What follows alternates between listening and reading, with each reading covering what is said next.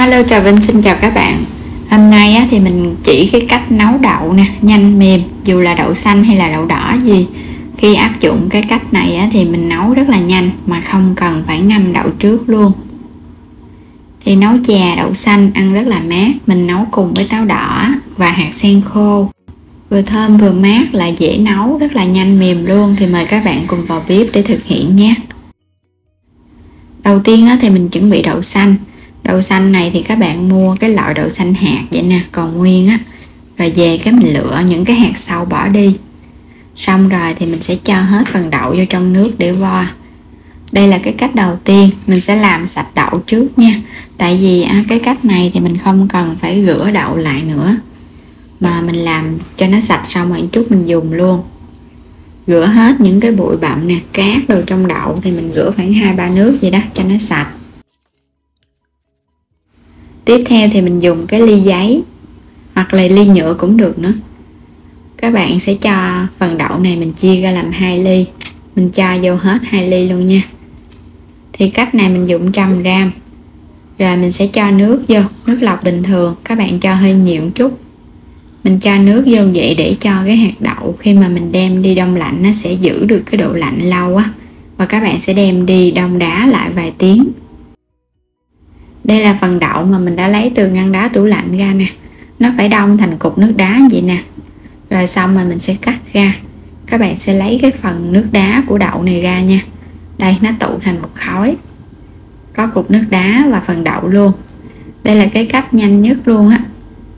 Sẽ cho cái phần đậu mình ngâm trong nước đá này, cho vô trong nồi để nấu. Nếu như làm nhiều hơn thì các bạn cũng có thể cho nhiều vô trong ly. Rồi mình cho nước cho nó ngập hơi nhiều nha. Tại vì nấu trong thời gian nấu mình không có được thêm nước. Các bạn sẽ bắt lên bếp và mình nấu với lửa lớn. Đậy nắp lại.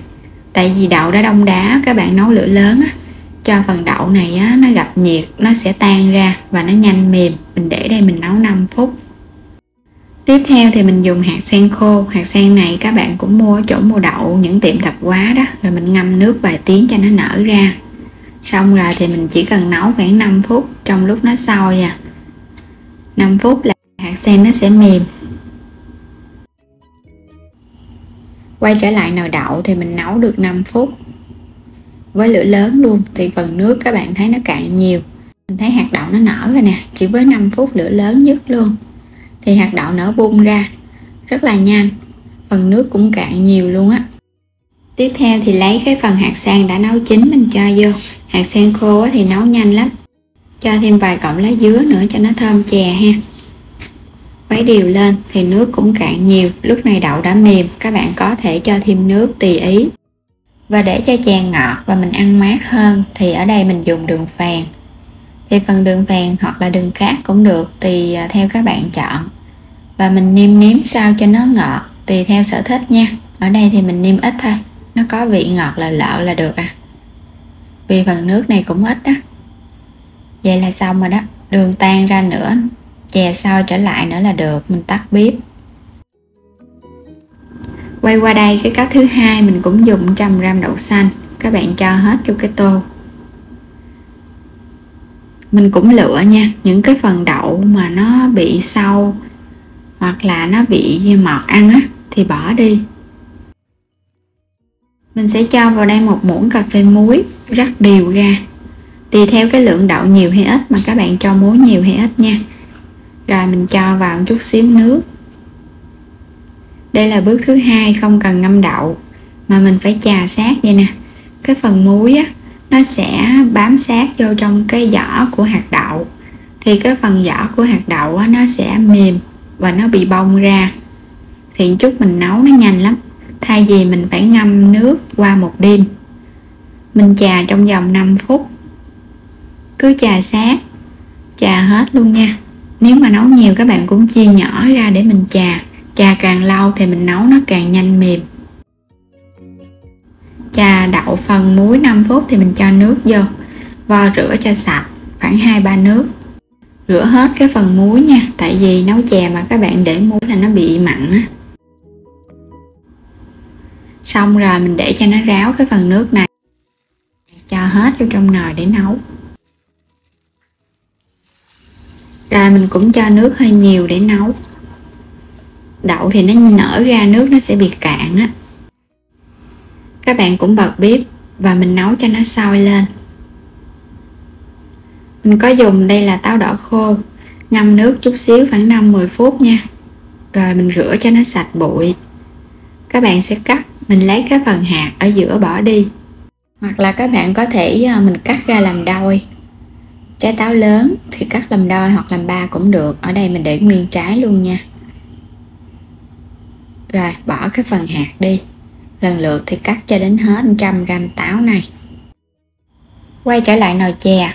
Hồi nãy mình nấu cho nước nó sôi lên. Xong rồi các bạn đậy nắp và tính từ lúc nước sôi thì mình nấu thêm 5 phút nữa. Tùy theo cái chè ít hay nhiều.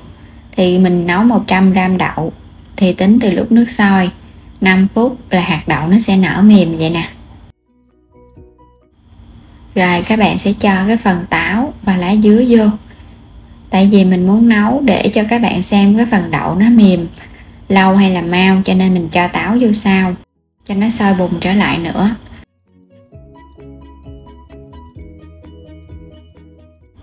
Đây là nồi chè táo đỏ và đây là nồi chè đậu xanh hạt sen. Một nồi thì mình nấu 7 phút, một nồi thì mình 8 phút nha. Tính từ lúc nước sôi lên, tùy theo nước mà cho nhiều hay ít nữa. Vậy là có được 2 món chè mát, vừa thơm vừa ngon để ăn rồi nè. Nấu chè này thì ăn rất là mát và đặc biệt có thêm cái mùi của hạt sen nữa, nó thơm. Hạt sen khô thì các bạn nấu nó sẽ thơm hơn hạt sen tươi á, và nó nhanh mềm hơn nữa. Còn hạt sen tươi thì các bạn phải nấu từ 15 cho đến 30 phút luôn á, nó mới mềm. Bây giờ thì mình sẽ thử cái chè táo đỏ nha. Thì mình thấy cái phần nấu với táo đỏ, hạt đậu nó mềm tan hơn so với nấu với hạt sen. Và mỗi một cách khác nhau thì mời các bạn cùng thử ngay món chè này. Ăn táo đỏ thì nó thơm và nó có cái độ ngọt tự nhiên nè. Chè thì mình nấu với đường phèn đó, cho nên là ăn không có sợ bị nóng. Các bạn nấu sẵn vậy nè, cho vào ngăn mát tủ lạnh thì mình cũng ăn được 2-3 ngày á. Nấu với hạt sen thơm lắm đó.